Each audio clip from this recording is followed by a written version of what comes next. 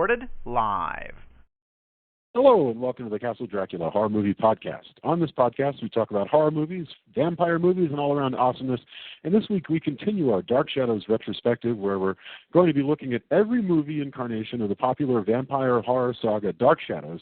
And today, we're covering the 1971 ghost story, Night of Dark Shadows, directed by Dan Curtis. Now, bear in mind, if you haven't seen today's movie, we're going to talk about it from the perspective of horror fans who have. So, warning, spoilers ahead. I'm your host, Jason Henderson, author of the Alex Van Helsing series and the upcoming game Teenage Mutant Ninja Turtles Out of the Shadows from Activision. With me are Tony Salvaggio, co-creator of the Victorian mech comic Clockworks, coming in June from Humanoids, and of the manga Psycom from Right Stuff, and Tokyopop and lead singer of the band Deserts of Mars, the always busy. Say hello, Tony. Howdy. Adam Foshko, screenwriter and consulting producer for such games as Call of Duty Modern Warfare, Skylanders, and I'm hearing about this promoted in events on the radio all the time, Skylanders Giants. Say hello, Adam. Hey, hi. And once more with color commentary, podcast host of Pod Moms, attorney Julia Guzman. Say hello. Hello. Hello. Okay. Night of Dark Shadows is a 1971 horror film directed by Dan Curtis. It is the sequel to House of Dark Shadows and centers on the story of Quentin Collins and his bride Tracy at the Collinwood Mansion in Collinsport, Maine. It stars David Selby, Laura Parker, John Carlin, Kate Jackson in her first movie, Grayson Hall, and Nancy Barrett. So, first impressions, we're going to go Tony, Adam, Julia, and then I'll wrap. Tony, lay it on me. First impressions, Night of Dark Shadows. Your second Dark Shadows foray. I think it's a little bit more cohesive because they just kind of said, hey, we're going to tell this kind of a smaller tale. But again, both for just in retrospect and for comedic effect, I found myself coming back to the theme of abandonment time and time again, which I'll get into. But I kind of was laughing, even though there are parts that aren't really, I probably shouldn't have laughed at, because I just kept thinking about last week's movie of the abandoned everything, everywhere. And this movie contains actually a lot more of that, except they, start abandoning people and things. so I'm going to keep coming back to that, and I'm sure I'm going to probably make some really diehard fan mad. But I doubt just kept coming back to it. But it's a cool ghost story. There's lots of bits that are cool. It is what it is. I think I dug it more, even though, like Adam said, the editing, it's kind of, I don't know, especially the sound. Well, there's a story about the editing as well. All right. I can't wait to talk about it, man. That sounds good. Adam, first impressions, Night of Dark Shadows. Have you ever seen this movie before? I hadn't. I had seen the first one, and I think I jumped from that to, I want to say there was a TV movie that was made in the late, mid-70s, I think. It was kind of a reboot of Dark Shadows that had to do with, like, transfusions and things. It was the Barnabas tale retold in an updated way. It might have been wasn't as late as the 80s. That was the 80s, I think. Was it really? That was the 80s, maybe even the 90s. I don't know. But go ahead. Well, yeah. That's the one I ended up seeing next. I'd never seen this one before, but, I kind of walked in without any preconceived notions.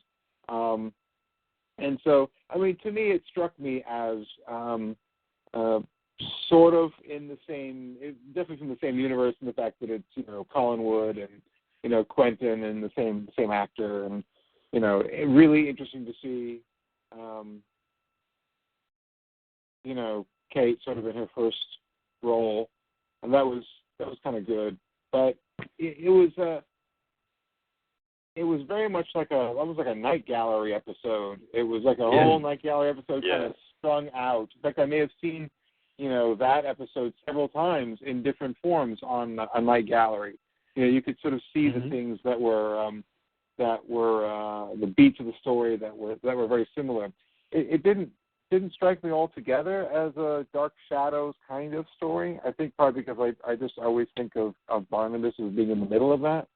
But as in terms of Collinwood being a place where very strange things happen, and reincarnation is sort of a constant theme that we kind of go back to, and Angelique and all of that. I mean, these are all things that kind of made it that kind of story.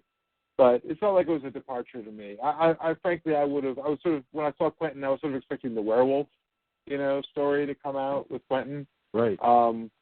But, this was a perfectly serviceable ghost story from the 70s.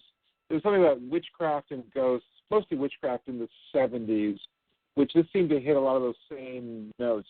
There were a series of films in the UK and in America that, kind of had the same flavor. Not that they were particularly low budget, but just that, it was just the notion of, she was a witch and she was burned and she came back and now she's doing these things and she seemed to be you used to see that a lot. Yeah, it was a like really that big thing in the 70s. Yeah.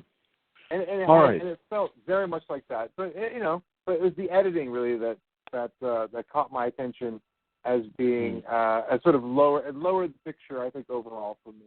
But an interesting addition. All right, Julia. As I used to introduce you always as the voice of the one non-horror fan, but 52 episodes in, I don't even know if we can call you that anymore. I wouldn't call myself a horror fan, but I definitely am not a novice anymore or whatever. A horror acquaintance, perhaps. A what? A horror acquaintance. Exactly. Definitely acquainted at this point. I really like this film. The editing is as good as it can be, given that the director was forced to cut 35 minutes from the completed film within a 24-hour period. So it was supposed to be. It was initially going to be 129 minutes, and then they shortened it to 94. It says in the IMDb trivia. So I think they actually did a pretty good job keeping it together in terms of keeping it as a coherent story, given that. And given also that we're missing half an hour. Yeah. And also the fact that it was only like a $900,000 budget. So, I mean, I think it's a really good movie if you consider those two things. I love the ghost story. I think that I like that the ghost is creepy but not horrific. Like, I keep seeing these ads for these, movies that are out right now. Right. What are the two? There's two, and they're both like just like really gruesome and horrific. Dead. Yeah, Evil Dead. Oh my gosh. Yeah. Evil Dead, and then the other one was like The Call or something. I don't know. There's this kind of spooky film where it's just, it's just a hint of something. Just kind of seeing the ghost, and it looks a little bit creepy, but it's not this, it's not like bile coming out of their mouth or whatever.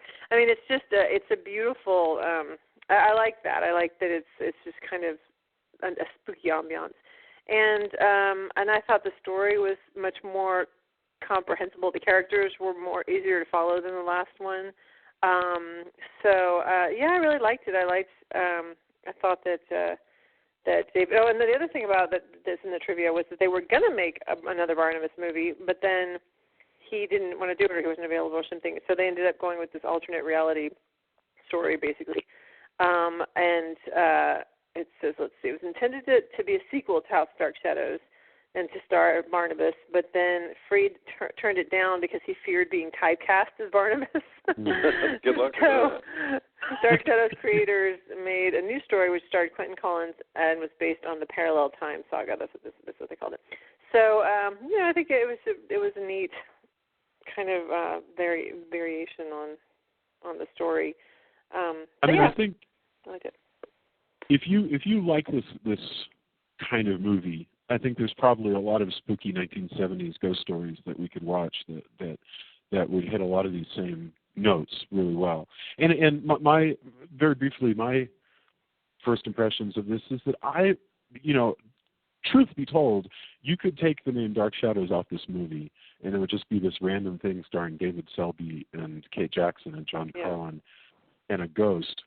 And you'd be like, oh, what an oddball little ghost story from 1971 this is, because there's very little Dark Shadows here. It's just another, angle of Dark Shadows, I suppose. And we'll talk about the weird alternate worlds of Dark Shadows in just a second. But my first impressions, this is a way better movie than House of Dark Shadows. From my personal opinion, is that this is way stronger, and it holds together better as a story, and there's nothing here that would tick me off as a fan of the show, given that they're not like taking characters from the show and killing them willy-nilly. But nevertheless, once again, it's a Dark Shadows movie. So, all right, let's get into it. Now, this movie started filming just a few days after the show was over, and it's made by Dan Curtis, and the movie he wanted to make, once again, is this 2-hour ghost story that is from a script by Dan Curtis and Sam Hall, who was a soap writer. Now, the last movie was a script by the writers of the soap without Dan Curtis. So that tells me that Curtis here has a story that he wants to tell, and he's really stretching.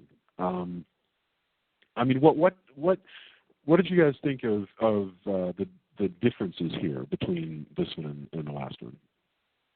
Well, you can tell, to me, again, it's more self-contained, I think, and since they decided to do what they did, it's also a kind of, it doesn't have to have as much history, so they can tell this self-contained story, and so that, I think, made it a little bit more succinct. And maybe it's because they were canceled, of course. There's the place this movie fits into.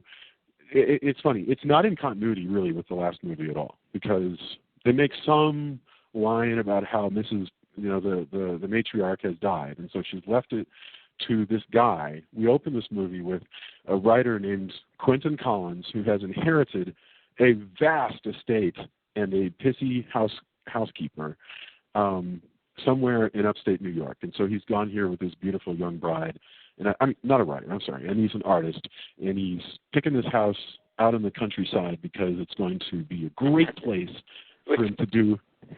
Which, by the way, as soon as they enter, they're like, "Hey, look over there, abandoned house," and that's where I was like, "Okay, there's my theme," because it's soon it's not even 5 minutes in.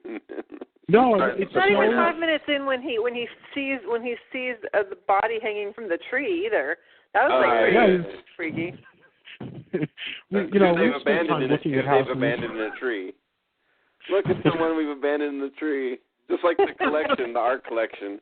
And I know maybe I'm harping on this, but as soon as they saw the art collection, I just imagined, kind of a Simpsons episode version of this where they just keep coming back to it, oh yeah, this is our collection. This is the third one. We abandoned the other two, and these will soon be abandoned in the abandoned painting area that we have, where we abandoned. He needed to have abandoned that maid or the whatever her position is, because she was immediate. She's as soon as we're kind of fast forwarding a little bit, but he's working up in the studio. He starts up working up in the studio, and then starts feeling sees the body and starts feeling a little possessed. And so he decides, I'm not going to work up here anymore. And she's all like, I think you need to work up there. I don't know why you're not working up there. You really should be working up there. And I'm like, dude, fire her. Jason and I were both like, why are you not firing her? She's a pain in the butt. I know. Well, of course, we've seen that character before, because that's a lift from, and I not say the character, lift, the actress. We've seen the actress before because she played Dr. Julia Hoffman in the last movie. Right. But this character is really we saw in a million Gothic stories, but in Rebecca there was a character like this. Mrs. What's her name, who was obsessed with the way the house used to be, and it's a stock Gothic story. That's what I kind of love, is that this is yet another just completely unapologetic Gothic story with no awareness really that there is a genre like this, that these people might have been reading books about stuff like this for all their lives. Oh man, I still can't believe that his wife takes the crap that she takes. Oh yeah. The what? She should abandon him. No, there's no place here. You know what? You're right. I gotta go. She's gone. But no. Wait, you almost took me like Ozzy Osbourne. Nope, it's time to leave. And he's like, oh, I'm so sorry for choking you. No, he's already okay. As long as he won't do it again, that's fine. Yeah. Oh my God. Oh yeah, no. Well, she goes, well, you stopped as soon as you knew it was me. Yeah, it's so like the carousel. You ever been hit so hard you don't even feel it? It's like, no, that's not acceptable. Like, you should not. This is not an acceptable thing. Well, just to recap for the uninitiated or those who don't remember, so this, 8 years before the Amityville Horror, the moment this guy moves into this place, first of all, he starts seeing creepy visions. He's out, like, he sees a woman hanging in the tree while he's touring the kitchen, which would be good enough for me, I gotta say. But whatever, they take that. He goes down. He's walking around outside, and he looks up and he sees a little girl screaming in an upstairs window. Oh, yeah. Now, holy F, that is a scary vision. Well, of course, his next thing is to be like, man, place where the girl was, that's where I should paint. Right. That's going to be awesome. No, wait a second. Now he's down there. He sees the girl screaming. He runs upstairs, and so he runs into the crazy, creepy housekeeper. Now, yes. Okay. Now, and she goes, what? What's wrong? And he finds a doll and a thing, and it's bad enough when she said. Yeah, he says, I saw this girl, and she goes, no, it was just me. Right, it was just me, and it's like, really? And now I'm just going to take this the next step. When she says a little bit later, when I said it was me, I mean, no, it was really me, but 100 years ago me. Right. And I'm a reincarnation of the little girl you saw screaming in the window. Oh, and by the way, you're a reincarnation as well, which is why we're special people, you and I, and we're tied to this place. And that's about the time that you have to sort of think about it and go, look, it's one thing for me to believe that David Selby is the sort of the reincarnation, of I guess it's not Quentin. Is it Charles? I think he's called Charles. It's Charles in this, right? It's Charles, which yes. is weird. All right, so it's Charles. So, okay, that's one thing. But then they'll say, oh, by the way, the housekeeper, also reincarnation? Yes. Just want to she feels like the house has drawn them together. But the moment all this stuff happens and he starts being possessed by this character, and this is why I said it reminded me of Apocalypse Now, Amityville Horror, is, he starts, of course, trying to kill his wife, which is so... there was so much like Amityville kind of stuff in there about why are you acting so strange? His character is one of the most underacted, portrayals that I've seen in a long time. I mean, he really never reacts to almost anything. Huh? I could never tell when he was possessed. I have to look for the limb. Are you listening? Okay, he's possessed. Yeah. Well, he never seems alarmed by anything. Like, even when these horrible things are happening, he doesn't react to them. He doesn't, he sees a body hanging in the tree. He doesn't, wince. I mean, he just kind of just looks at it like, well, that's weird. I've seen Matt on the ocean more reactive. He does react. He smirks sometimes. He smirks about how silly he does smirk. I'm going to smirk at you for saying that I would do this. My favorite guy though is you've got Quentin, who doesn't react to very much, and then you've got Gerard, who reacts to everything. That's true. And he's just this guy who's pissed off at him because he's been replaced. He's the stable guy, handyman guy, and then and he's sort of persistent throughout this thing. He just kind of shows up, just a little bit. He's kind of threatening. Yeah, between the two, the staff that comes with this house, okay, this house which includes a cottage in which his best friends are living, although he doesn't see them for 2 weeks apparently after he's moved in, because I guessed it must be many days' ride to the other side of the estate. And through a time portal or two, probably too. There's this enormous pavilion which is in Tony's words, abandoned. There's a swimming pool that I guess no one's he's already abandoned his friends. Abandonment is rife. in the Actually, college before we with. get to the friends, I want to talk about the friends, but really quickly, I want to explain something about David Selby's part here. Okay, David Selby is playing a character named Quentin Collins. Now, here's what's interesting. Quentin, or, well, it's for you to judge, but Quentin Collins was the character that David Selby played on Dark Shadows. But Quentin Collins on Dark Shadows is not the same. That guy was born in the 1700s and then came forward in time and then lived in the 1960s and, like, dated around, and he was a werewolf. He's a werewolf. This is a different one. But same actor, same name, different character? Different character, but not the first time. Because... Yeah. Well, no, in Dark Shadows, though, they already had introduced a plot element that will blow your mind, and I'll explain this in like 20 seconds or less. There's a portal in the Collins Mansion, in the Collinwood Mansion, that leads you to parallel time. And parallel time can be any kind of crazy. You can have people who were born 25 years earlier than the way you knew them. The houses got built 40 years later. Different people hooked up with different people had different curses on them, same actor, different people. Sometimes people from one parallel time get stuck in another. I don't even know how they manage to convey that some people are walking around in regular time and other people are walking around in parallel time. That's an awesome idea for soap opera, though. Like, I bet every other soap opera wishes that, continue people age, like Days of Our Lives and all of those. If they could have had parallel time, that would have, like, cause everything could be new every, like, season or two. Like, I mean, anything. But they already do that, Tony. They already do that. Like, on Days of Our Lives, if you were to tune in to Days of Our Lives every 5 years, it's the same story that was 5 years ago. Yeah. Well, so I watched it during the summer because my grandfather had a TV repair shop. And so to test TVs, you'd leave them on. And he didn't want to pay for cable because there was no real use. All you had to do was leave them on to test them, And so there was always soap opera of some sort on because it was during the day in the summer. And, I'd come back, the next summer. I was like, same story. Wait, what? A coma again? Yes. You're in a coma again. Yes. You were Stefano the still wants to kidnap Marlena, yes. And yeah. But we used to joke, because in law school, and this is why I didn't do very well in law school, Julia and I spent most of our time watching soap operas. And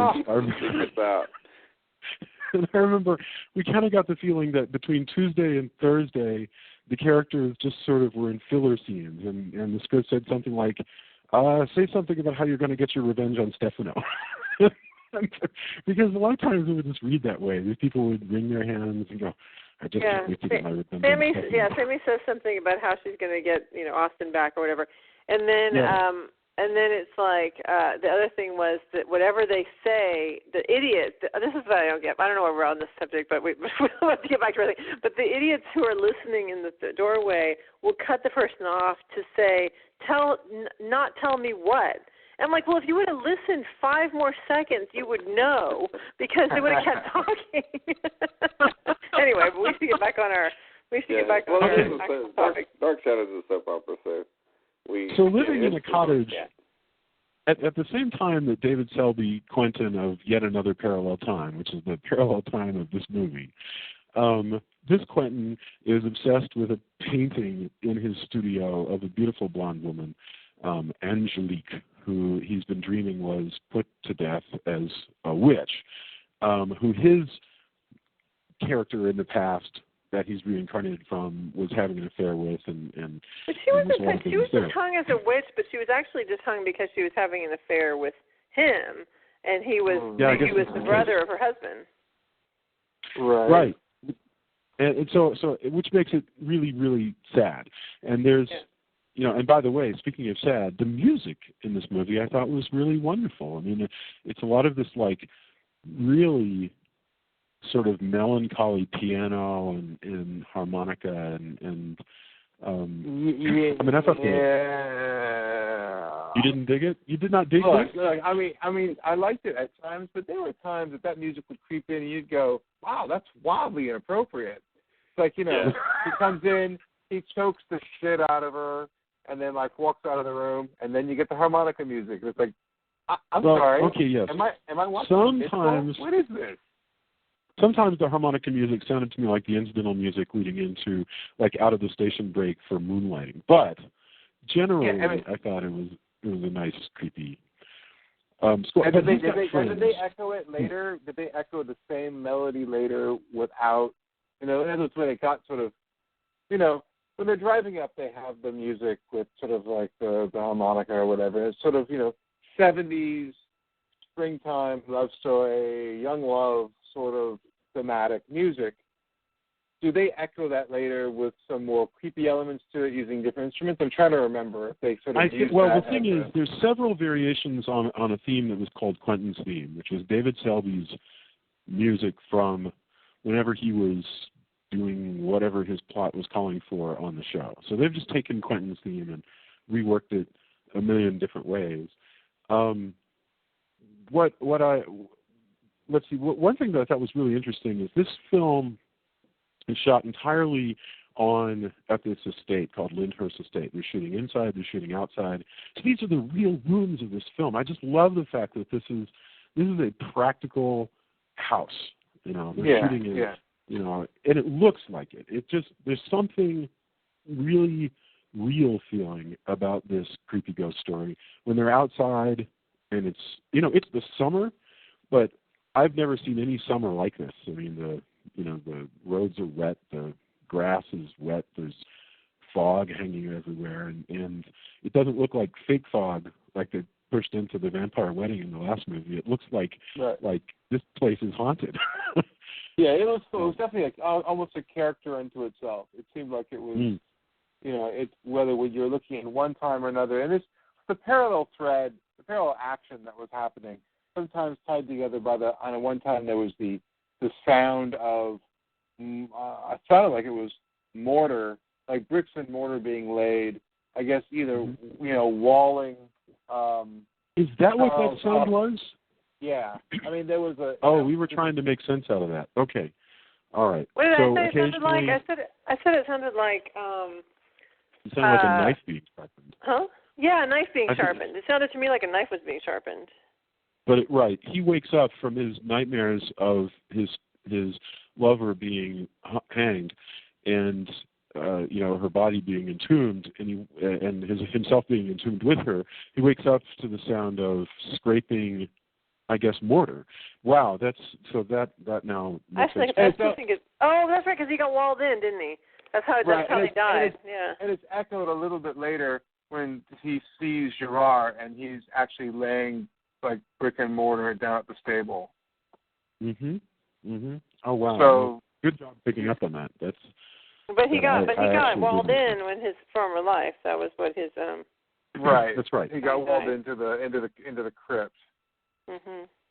There's living in the cottage down the way. So I want to discuss briefly his friends. Okay. So we've got the four characters already. The young married couple, and they've got a creepy, embittered housekeeper who must have an ironclad contract because they can't seem to even consider getting rid of this woman. And she's got a equally union. Creepy, right? The union lawyer would be all over them. And the leering, creepy stable boy. And meanwhile, in a cottage that is apparently on their land, but far enough that they don't actually see them every day, is, I guess, their best friends, their other couple friend, which is played by Carolyn from the last movie. I think she's called Claire here, but it's the the other young actress from Dark Shadows, and John Carlin yet again showing up as yet another character. This time he is a writer. Yeah, Alex. And they're pals, and they're living rent-free in a little cottage. And because Alex is this time the smart one of the movie, he senses something might be wrong. And so the forces at Collinwood start trying to kill him. And there's this wonderful scene where Alex is out riding his bike, again on this vast estate, and he gets distracted by what is this thing? Is it a pavilion? Is it a he sees he sees a blonde woman go into what used to be the greenhouse. It's a greenhouse. Yeah. It's vast, though. It's bigger than any greenhouse I've ever seen. It's a pavilion. I mean, it's not just a greenhouse. It's a pavilion. It's got all kinds of stuff in it. I have no idea. It's enormous. It's like it's like the size of a coliseum. It's huge, and it's all old iron, and then it's laced with these old glass. Windows. There's definitely like at least the arms are like. I mean, it's definitely a greenhouse type of thing. Like, except it's just huge, and under disrepair because it's been abandoned. So he goes in there. And, because he's chasing this person that we see, too. And it's really kind of a neat effect because she's so far away that you can't, you do see her run in. And he goes to this place. And there's nowhere for anyone to disappear to because this thing is made of, it's just a skeleton of metal with glass. And then while he's in there, the roof starts to collapse and all of these pieces of glass start to fall towards him. That was pretty cool. Yeah, that was cool. One of the coolest parts. Well, now check this out, and this will blow your mind about Hollywood magic. They had to do that scene twice because, of course, all the glass is put there. I mean, this is all a thing that's been set to go off when they pull a cable or however it is that they do it. So they had worked out a method of signaling when it was time to release all the glass and John Carlin to roll away, doing his own stunt for some reason that he says is now quite foolish. And the assistant director says, okay, I'm going to go 1, 2, 3 now, and then he gets down behind something, he goes up and goes, now remember, when I say now, and then they pulled it, and so the glass no. all of this glass. And so then they blew the scene, and so they had to literally reset all the glass and put it back up again. I just think that's fantastic because this thing looks like a ruin. It looks like there's, like this is the first time. It's a wonderful, bit of low budget coolness. Was he okay? I mean, was it? Oh yeah, no. Everybody was fine. It was just a pain. It was like I remember watching a making of, and this is very typical, but like a making of Octopussy, and they're filming a scene where they have to use a buzzsaw to blow up to tear up the pillow that Roger Moore is laying on. Right, a drop of sweat.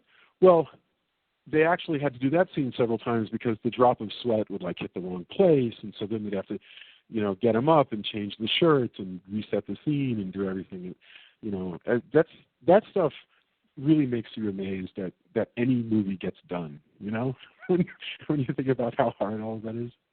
Yeah, you're in your triple golden time while you're doing that scene. Yes. Pardon me. All right.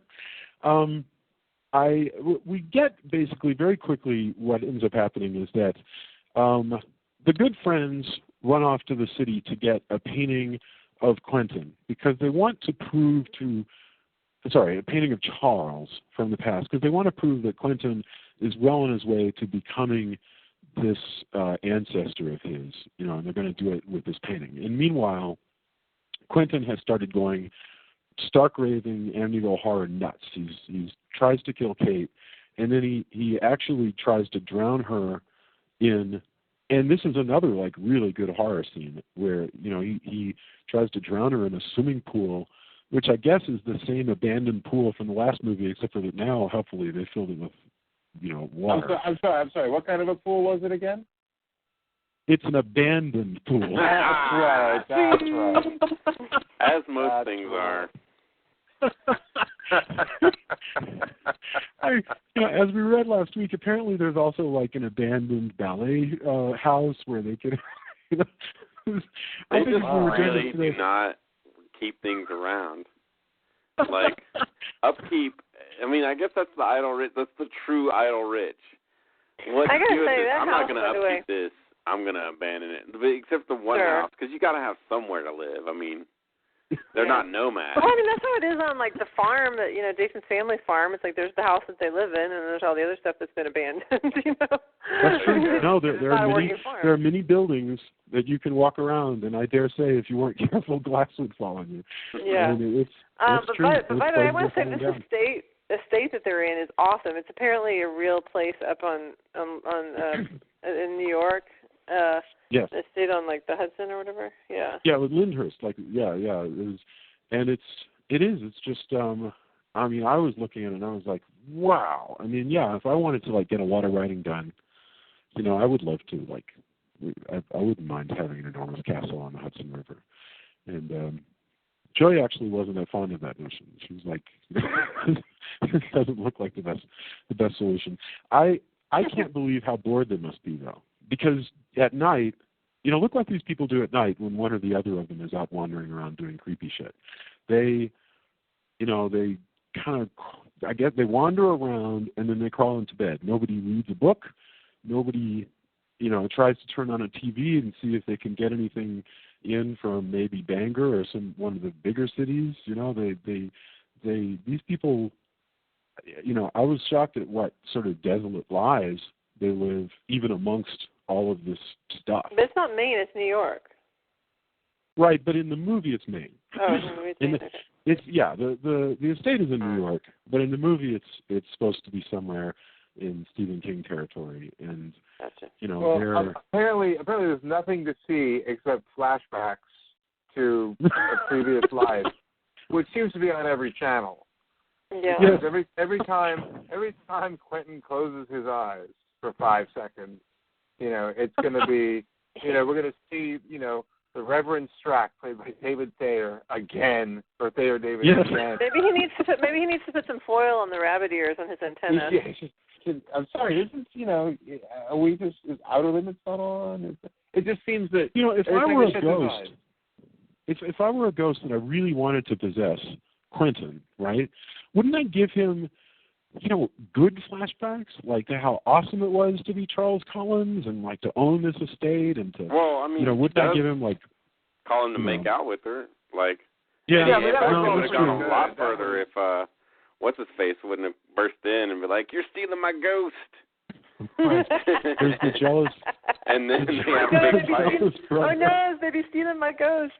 He's like, "That's my ghost. You're stealing everything." And let me tell you, that guy is super creepy too. Because I just love how again with the help, like, so your wife rides horses. Oh my God, that guy! He totally needs to be fired. He's like, yeah, she does. And you're like, look, what are you implying? Like anybody who cares about their significant other would be like, wait.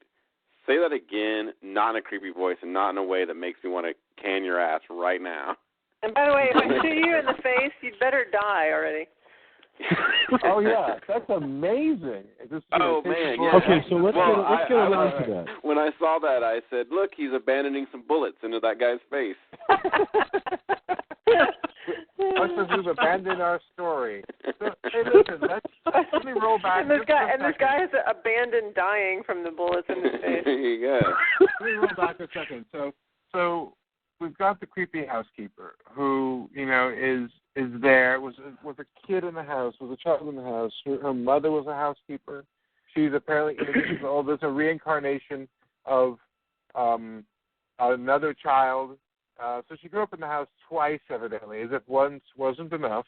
Uh-huh. She grew up in the house where I guess, you know, when you leave stuff, I guess that's okay. But the thing is, when Angelique dies, before she's taken out and hanged as a witch, she hands her a locket. She hands the little girl a locket, who apparently was her favorite, you know, and says, you know, as long as you know, keep this locket, you'll keep me alive. You'll keep the memory of me alive. Yes. And that's great. That sticks with us. You know, she's killed and all this stuff happens, and she wears the locket and everything else. Now, the time is not really to talk about this. It'll come up in a moment. But when we get to the end and we are dealing with not just Gerard, but also the housekeeper, and what happens to her and the locket and everything else. This is about the time that I begin to wonder kind of how the end comes together, because as sort of a less of a witchcraft, more of a ghost story kind of night gallery episode as we're looking at, that chunk didn't make a whole lot of sense with the sort of the twisty ending at the end. But I just want to just plant the seed. I don't want to lose sight of the locket, because that, I think, okay, all right. So and let's go towards the third act. So we find out that the reason, Angelique, who had some powers, whatever, gave her locket to the little girl and said, even though I'm going to be hanged, I will live on through you. Here's my locket. And then she's hanged. She's walled away with her lover, Charles. And then we flash forward, and now the little girl is reincarnated as whatever Julia Hoffman's called in this movie. And she says, well, you need to be one of us, Quentin. That's why all this is happening. And basically they decide that they're going to kill everybody else, which makes sense in that logic. And so they send Gerard, because that's the only minion that she's got. She sends Gerard to kill the two women and also to drive John Carlin off the road. And this is a lot of action. All of a sudden, we've got a lot of action. There's a car chase with John Carlin. It ends John Carlin appearing to get killed because he crashes into a tree. But it turns out that he's okay. I'll take that for what it's worth. But that was a decent car chase. It was okay, you know. And then Gerard goes after the two ladies, and they do much better at dealing with him than anybody else has. Because first of all, Carolyn, I keep calling Claire, shoots him in the face, and he's still fine. So I don't know in the face, not like a it sure looks blow. Like it looks like she shot him. Maybe she shot him in the cheek. You know, who knows? But he does okay. He gets shot in the face, and he keeps coming. In fact, he's good for like another whole action scene of pursuing them, going out onto a train trestle. David Selby finally shows up, and it's a big fight, and we know that this guy's going to die because it's not the end of the movie. So down he goes, and he's dead. Fine. All right. So then we have a little bit of voiceover because we've cut half an hour out of this movie. And David Selby goes, we need to go back to the house because Carlotta, that's her name, because Carlotta is the key to the reincarnation of the ghost. We got to go take care of Carlotta. So they go after Carlotta, and Carlotta falls to her death off the roof of the mansion. Not just falls to her death, is beckoned to by the ghost of Angelique. Oh, that's right. Ground. So, thank you for remembering that. That's right. That's right. The pulse of doom and goes, come to me, my child, come to me. And the ghost what a jerk move, though, right? Like, hey, I'm gonna give you. We're gonna pass this locket down, and you're gonna be the voice to get my lover back to me. Thanks for everything. Whee! Wow, that is really weird. That was really weird. You don't usually expect the ghost to make people kill themselves who are allies with the ghost. You know what I mean? She was a jerk even then. That's why it's weird, because she was like, she's at the funeral, she's laughing. Everybody's like, wow, man, that is really inappropriate. Let's just keep on with the ceremony. She's like, ha ha ha, this is great. There's somebody there. And then, at the end, the ghost appears to be now real flesh ghost, a real flesh person. Yeah. Well, okay, she's been showing up doing different things, but when she actually goes, I just want to flash back for a second, because you mentioned a bit about being sort of a flesh person. That's true, but there was a point in there also where Alex is trying to sleep or something, or they go, we got to warn Quentin. But first, a nap. And so Alex is taking a nap or something, and Angelique shows up and just tries to, in a pretty decent shot for, the early 70s, comes in, a double exposure kind of thing, comes in and just tries to smother him with her ghostiness. Yeah, that's true. And he's only rescued, sort of at the last moment, from being smothered. So, she's... It's almost like according to the epilogue, she did smother them, basically, because, according to the little post-log thingy that they write up, it says that Alex and Claire died in a car accident and that a witness said that their car filled up with white smoke. That's true. That sounds like she kind of got in there and just, either smothered them or blinded them. Thing. Yeah, so it means that she's not... I was amazed at that. In fact, Adam, why don't you guide us through what happens at the very end? Because after they've killed Carlotta, it seems like everything's fine, and I guess they're going to sell the house and head off to Cape Cod to... All right, so, it all seems like it's over. Jump in here if I begin to, get it wrong. Seems like they in very short order, Angelique is dead. Not Angelique, but Carlotta is dead, and they go, oh, it's all over. It's really great. Hey, the house is on the market. It's going to be sold. So he's made a run, obviously to Salem's Lot to put the house up, for sale suddenly, and very quickly. And they go, okay, we're gonna go have dinner at this place, in Nantucket or wherever they're gonna go have dinner. They take separate cars, and the two friends take off. Alex and Claire take off in their Citroen or whatever they're in, and then things are gonna go astray when Quentin goes, oh, they go a separate route, and Kate goes, what are you doing? I have to get the canvases that I left in the house. Yeah, I forgot something. It could be anything. So he goes, He forgot his wallet.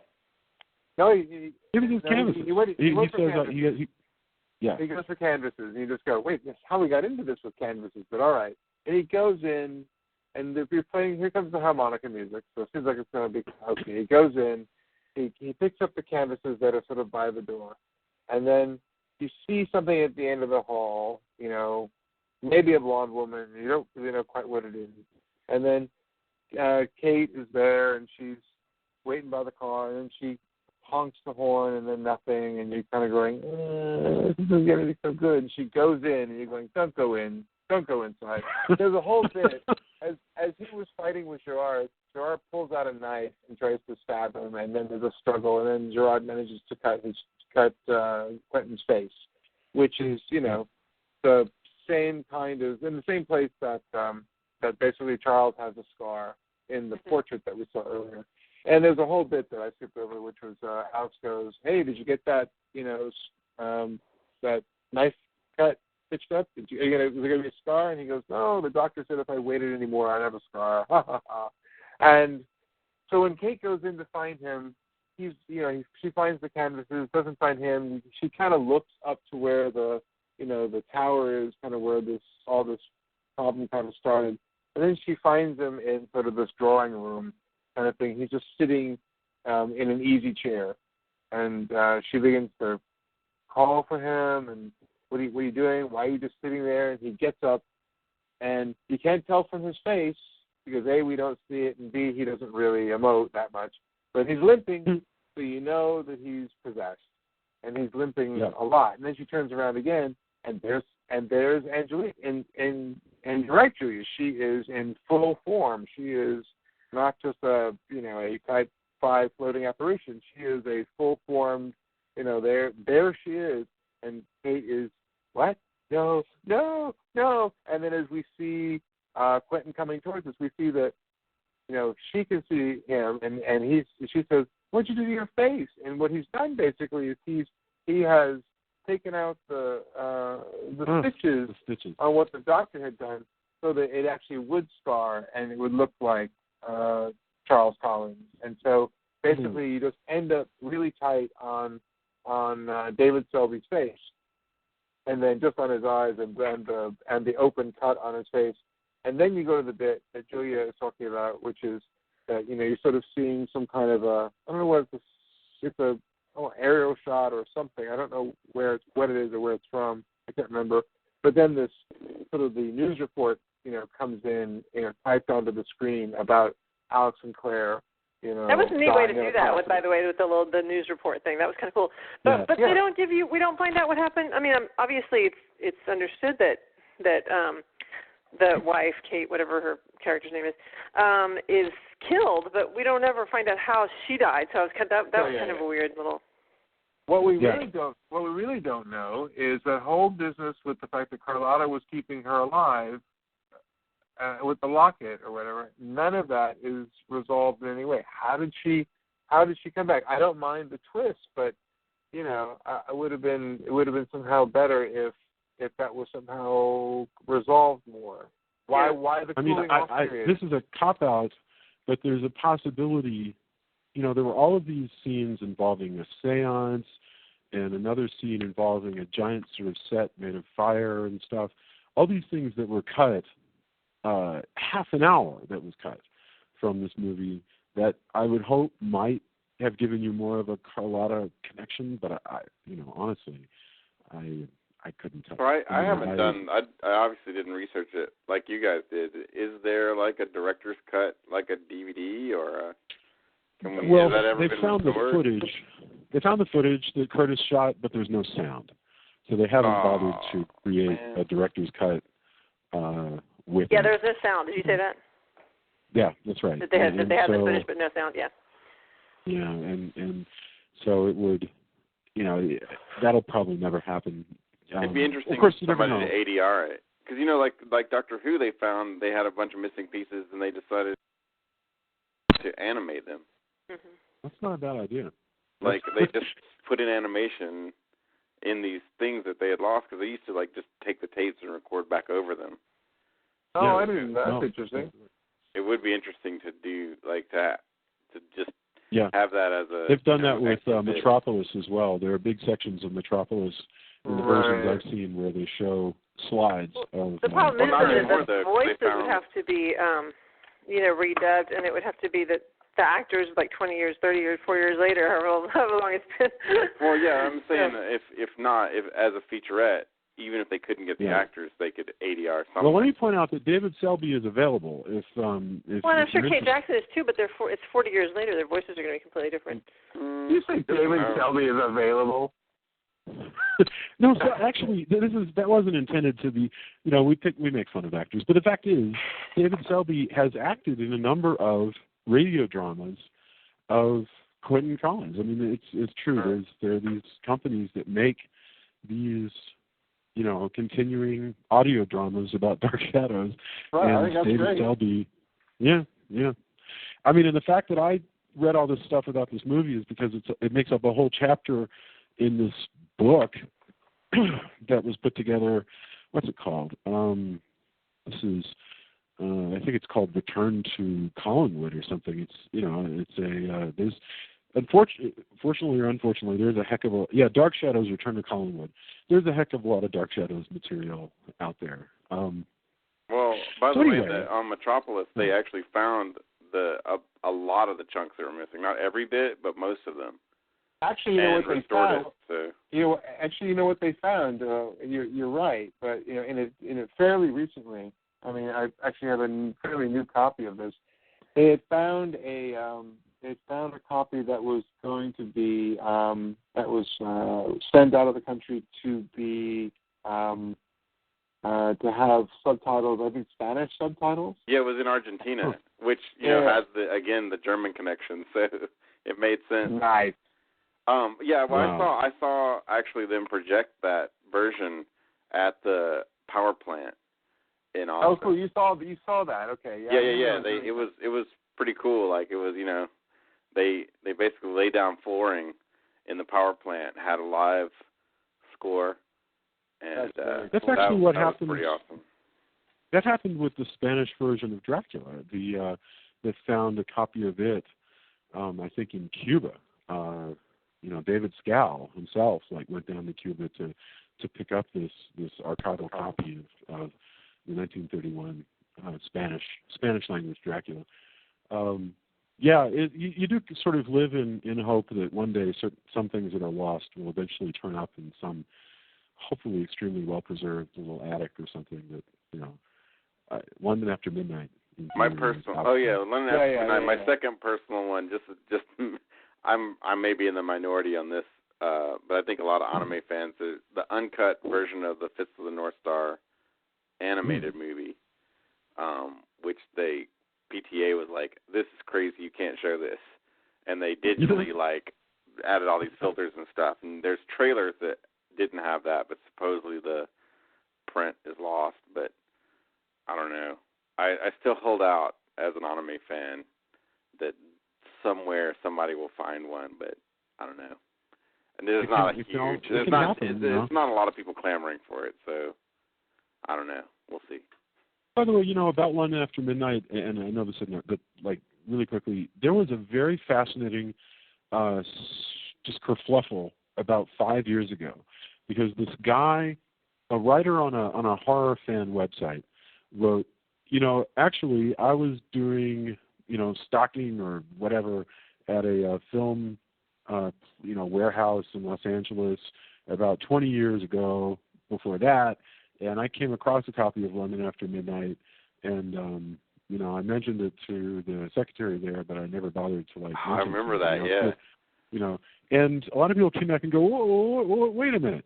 You saw a copy of London After Midnight in a CBS warehouse, and you didn't mention it to anybody? And he goes, and then it all just and people got really upset about this because it was like, first of all, why would you make up that story? And he was like, why would I make up this story? But on the other hand, I don't know. It was very interesting, and it's so impossible to prove that it's just one of those things that just sticks in people's craw. And I remember people being obsessed with this for a while. So you can go down rabbit holes of weirdness with horror. All right, so we should probably wrap up and give our final thoughts about Night of Dark Shadows and then do endorsements. So it was Tony, Adam, Joey, and Jason, right? Yeah. So okay, Tony, final thoughts. Night of Dark Shadows. I liked it as a ghost story. I think Adam hit it on the head that it's very Night Gallery-esque, and there's definitely nothing wrong with that. It's a little bit more cohesive as a story because they also weren't as beholden to have all of the characters doing all of the stuff that you kind of wanted them to do as a synopsis. It could be taken out of Collinwood altogether, and it wouldn't have mattered as much. Other than there's less abandoned stuff elsewhere, supposedly. So, but yeah, I mean, I enjoyed it. It's not. I don't know if it would be in constant rotation because I could watch a shorter Night Gallery or many of them.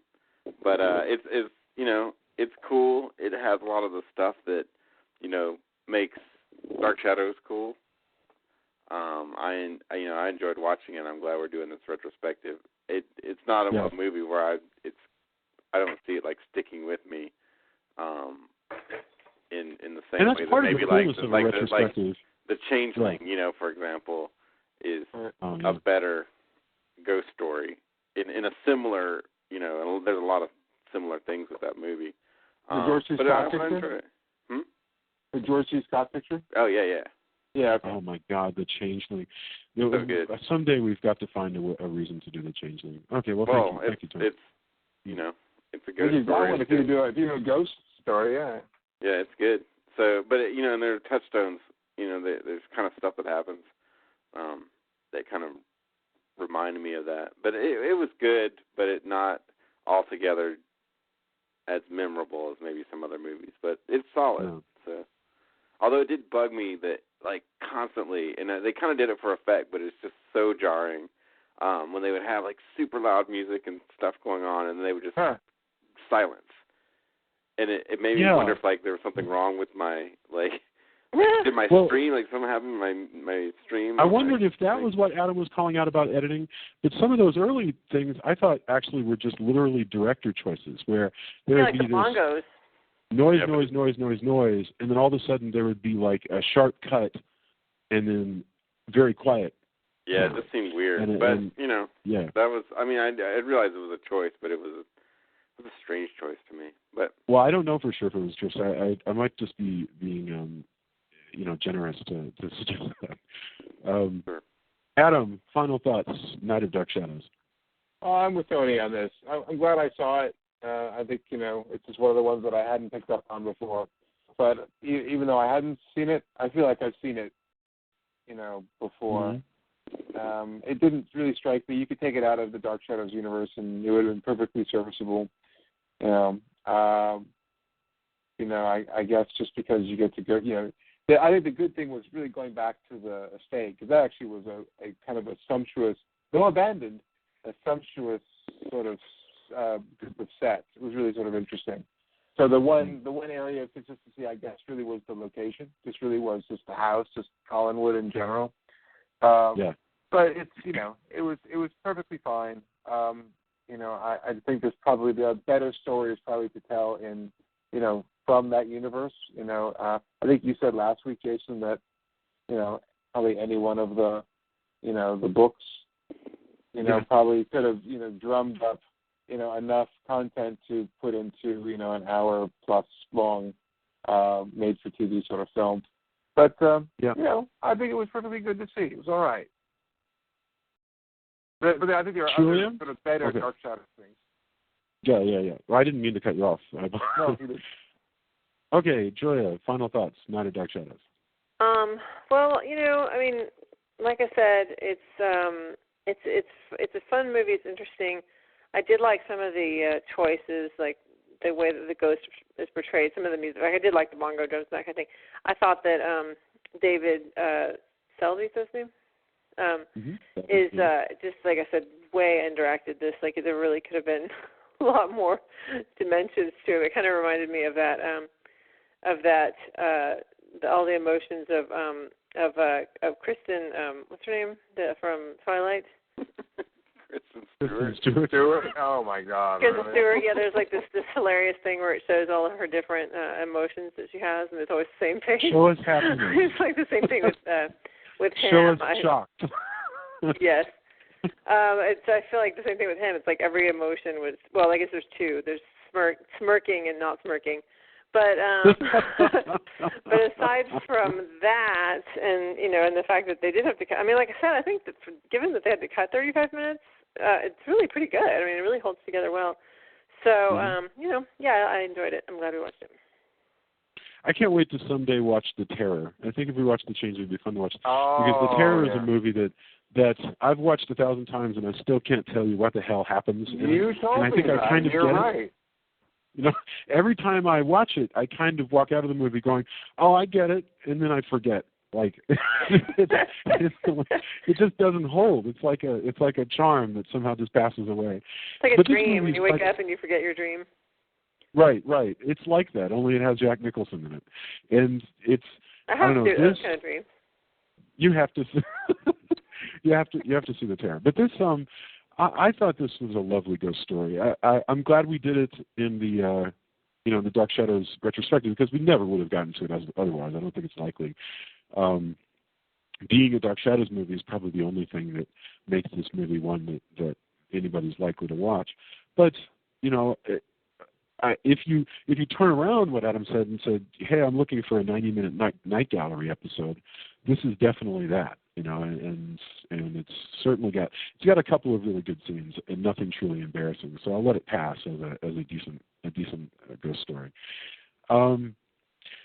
So let's do our endorsements. And by the way, next week we're going to be back with Dan Curtis's Dracula. So that will be fun. We can see where Dan Curtis went. Oh yeah, that's great. Yeah. But and I don't think any I haven't seen it in a long time. I don't think anybody here has seen it. But let's do our endorsements. If we want to go in the same order, you don't have to do one if you don't have one. Pardon me. Tony, endorsements for us? I had something, now I can't remember right offhand. We can come back to you if you like. It's no, I mean, no, I think this week, other than totally kind of unrelated, one of my endorsements was we actually played a venue I'd never played before, Fast Eddie's in Waco, and shout outs to that venue. It was really awesome. We had a sound guy who, basically, I wish I had his card in front of me, because he gave us a sound as if he was working at an arena show, running around with like an iPad and giving us like he didn't know our music, but he gave me vocal effects, and he turned up. I was watching him. Hey, a guitar solo needs to be turned up. I mean, this guy was hustling. Wow.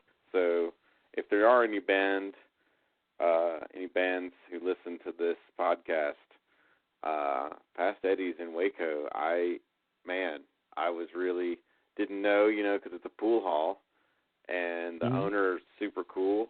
He wanted to do metal bands on Saturdays, and he's been doing that, and we played with Orthodox Fuzz and Hellgoat, and they were both really awesome. But I was extremely impressed with how everything went, and like I said, the sound. it's a rarity that you get a sound guy who's that.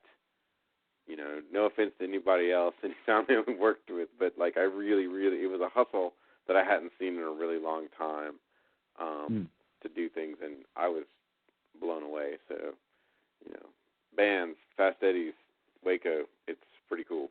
So very cool. What was the place?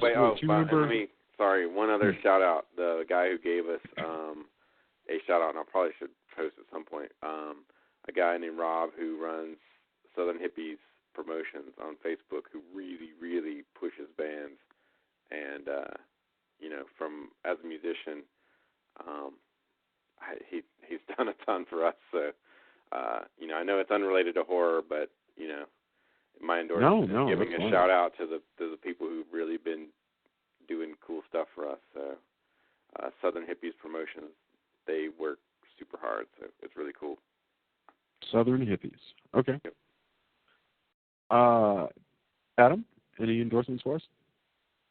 Yeah, actually by kind of a coincidence, since we were talking about Roddy McDowall earlier, and sort of, I don't know, I'll call it obscure horror.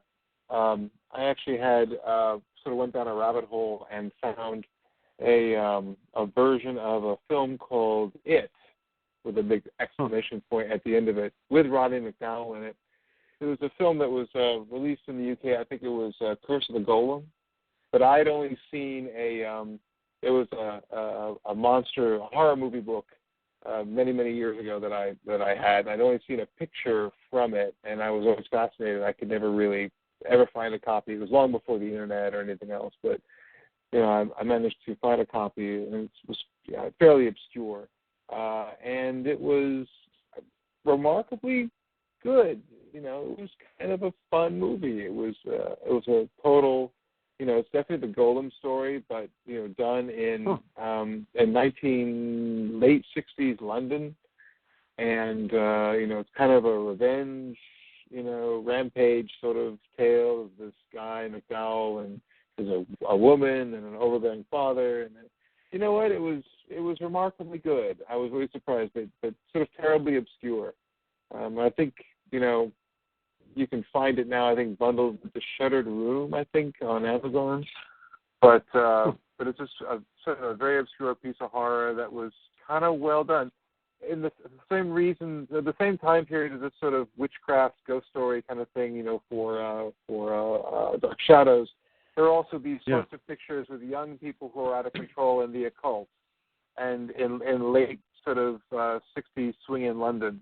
And this kind of falls into that category as well. But it's a Golem story told in that milieu. That sounds fantastic. Isn't it wonderful when you come across something like that that's just sort of lying in some dusty corner? And I find that those are some of the most inspiring things, because, when everybody around you is always building their new work off of something that just came out like 6 months ago or whatever is hot right now, you can sort of be really turned on to something cool by finding something that nobody's referenced for a long time, and that's wonderful. Julia, do you have any endorsements for us? Well, Mad Men is back, baby. That's exciting. If you have not been watching it previously, now's a good time to jump in, because this season is going to be this is 1967 and forward, so there's going to be a lot of exciting, everything that's going on culturally is really exciting and interesting, and then the show itself, the characters are just really interesting. So watch that if you haven't already started, and you can catch up on Netflix. But really, you can jump in now, and you'll probably understand what's going on pretty well. And then I caught Sense and Sensibility, which I had not seen since probably it came out, and God, that's a really good movie. I'd forgotten how good that movie was. So it has nothing to do with horror, but everything to do with soap operas. 1995, Ang Lee directed Sense and Sensibility. I'd forgotten. Gosh. It's stars everybody in the universe. It has, Kate Winslet, Emma Thompson, Hugh Grant, Alan Rickman, Hugh Laurie. I mean, it's this incredible cast. Wow. So, that sounds fantastic. It's a good movie. I mean, you can't go wrong with Jane Austen, so Yep.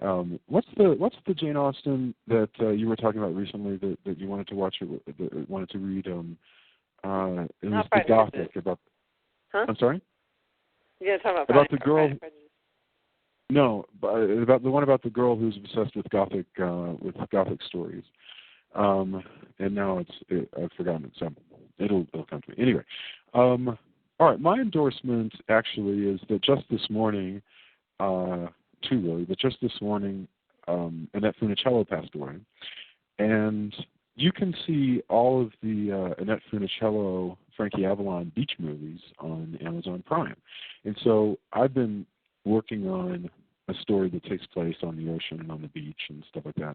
And so I watched all of those movies, about a month or so ago, and they're such a wonderful picture of the past. I mean, they're not good movies in any traditional sense of the term, but they're really wonderful sort of flighty comedies about these kids on the beach, and they're great, and so I totally recommend, in honor of Annette Funicello, going back and checking out something like Bikini Beach or Muscle Beach or Beach Blanket Bingo or any of those. I mean, they're all really great. And also, I've been listening to a lot of Disturbed, and that's probably completely uncool. But for the same beach story, I've been watching beach movies and listening to Disturbed, and that's worked out really great if you want to write horror action scenes. So those are my two: Beach Blanket Bingo and Disturbed. I wonder if it was Disturbed. I think it was one of those guys who was in Austin, and a friend of mine served them. I shouldn't say. There were two bands that she served, and I want to say one of them was Disturbed, and I want to say that they totally stiffed her on the bill. Or something like that. You shouldn't say it if you don't know for sure. Yeah. I'm trying to think if it was them or if it was another band. There were two bands. The lead singer of Disturbed has been known for saying jackass things, so it's entirely possible. Who knows if they're jerks or not? Yeah. But, I should probably redact that if it's not them, but I want to say it might have been because I was like, wow, that's really jerky. So whichever band it was, they were a random story about a rocker doing that kind of thing. Mick Jagger was married to a Nicaraguan woman, Bianca Jagger, and my family's from Nicaragua. And so for whatever reason, they were in Nicaragua visiting, I guess, her family. And my uncle somehow got the job of showing Mick Jagger around. Like that was his thing that he was doing. But apparently Mick never carries money because he doesn't have to. So everywhere they would go, it was like expected that my uncle would pay for everything or that the people would give it to him because he just never carried. He's like, I just don't carry money. And so my uncle ended up paying for all this stuff. Well, my grandmother, because she was just this kind of person, demanded that Mick pay back my uncle for all this money that he awesome. spent. So Mick sent my uncle a check, for the money, and he said, but it won't be cash. Like he's like, they won't. He said, you're better off selling it, and then people won't cash it. He's like, that's how it usually works. So sure enough, he sent it to my other uncle in the United States. And he sold it to a Mick Jagger, obsessed person for more than the value on the check, and it never was cashed. Oh, yeah. It was actually Disturbed, by the way. I just looked it up. Not only did they not tip, but they shorted the check, and their coworker had to go chase down the band. A band which, by the way, I think is doing pretty well. Why you would go to a restaurant and not tip, unless you're Steve Buscemi and Reservoir Dogs, you should not do that crap. And so ever since then, every time I see the name Disturbed, I'm like, way to go, cheapskates. Really cool. Because nobody, and maybe I shouldn't rant at the end of the podcast, but I'm sure somebody in the band has had a job that they didn't like being a musician. And so why you would, have some success maybe and then so drunk decide not to, have no empathy at all for someone who's working their butt off at a job they may or may not want as a, waitress. So I don't know, man. That is really so disturbing. I unendorsed them for your endorsement. I think that's a jerk move.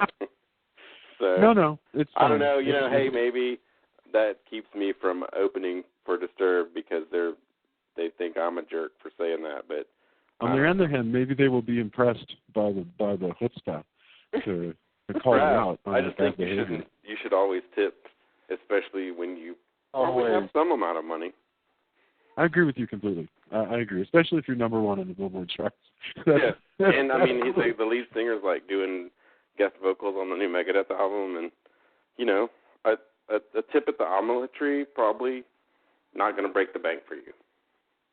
Yeah, if anybody's wondering, it's basically Rob Zombie-esque light metal or hard rock, I suppose. Light metal is almost what I would call it. I mean, it's melodic metal in a way. Yeah, I mean, they're good at what they do. I just thought that was a really jerk. Yeah, no, that is. It is a to crap, go somewhere and then yeah. be like, we're going to skip the tab, or at least skip the tip and then short the check. That's what I love? Cool, man. I love it at this point. We've completely lost our audience. Yeah, sorry. We're off on Mick Jagger and Nicaragua. Well, that's the extra. No, but you get the extra fine. bits. We'll call this the bonus. Extended cut. Bonus, yeah. If you're still listening, you can go back and not listen to this part. Right. All right. Tony Well, shoots listen, his I'm band really in the thankful foot for complaining about. No. I'm glad. Thank you, everybody, for being Tony, Joya, Adam. Thank you so much. I really enjoyed discussing this movie, and I hope people, if they're listening, like our podcast, tell people about it. Come to our Facebook page, yell at us, defend Disturbed, do whatever. Get Disturbed to send an extra check to that waitress, just to make just to earn some extra points with the Chaos Gods, and we will be back next week. Thank you, everybody. Thanks. Night, John Boy. Later. Bye.